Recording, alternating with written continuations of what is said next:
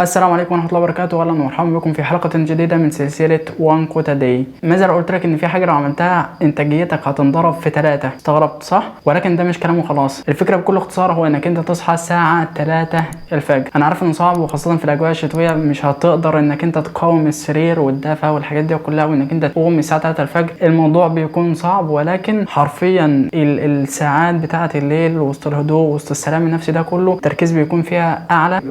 بركه لامتي في بكوريا الحديث الشريف. كمان ده بيشترط انك انت تنام بدري. عشان تصحى الساعه 3 محتاج انك انت تنام الساعه 8 عشان تنام ساعه كافيه تقدر انك انت تريح فيها جسمك وجسمك ياخد راحته وكفايته من النوم. في مقولة الكاتب الشهير تيم فيرس في كتاب تولز اوف تايتنز ادوات العمالقه كان بيقول فيها: اذا فزت بالصباح فزت باليوم، اذا فزت بالصباح فزت باليوم. الكتاب بيقول لك ان هو بمجرد ان هو يستغل الوقت بتاع الصحيان بدري وان هو يستغل فتره الصبح هو خلاص كده فاز باليوم حرفيا. في ناس كتير بتعتقد ان الاستيقاظ موكلا ان هو انك انت تصحى الفجر، ولكن من وجهه نظري الشخصيه هو انك تصحى الساعه 3 مش الفجر. لان الفجر مجرد انك انت تصحى وتصلي الفجر والكلام ده وتقول اذكارك والحاجات دي كلها، فانت الساعه برضو خد منك ساعه، فمش هتلحق تعمل انتاجيه كبيره قوي. احساس انك انت تصحى الساعه 3 الفجر وسط الهدوء وسط السلام النفسي، مفيش اي مشتتات حواليك، حرفيا الجو بيكون هادي خالص. تقدر انك انت تقوم وتصلي، احساس انك انت تقوم بس كده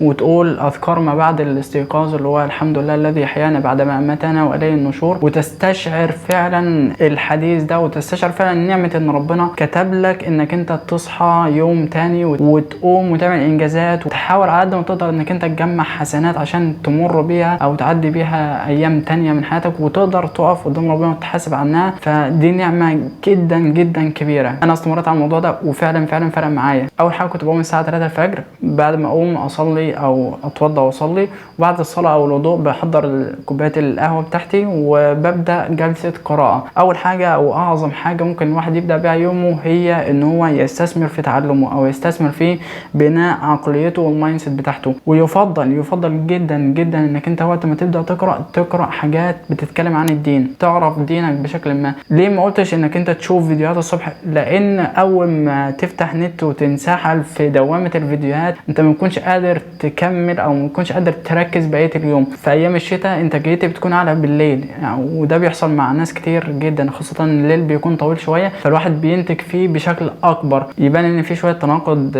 مني او ان انا بقول كلام وبعمل كلام تاني غير، خاصه ان انا بصور بالليل دلوقتي، ولكن ده يعني لظروف خاصه او حاجات كتير تانية.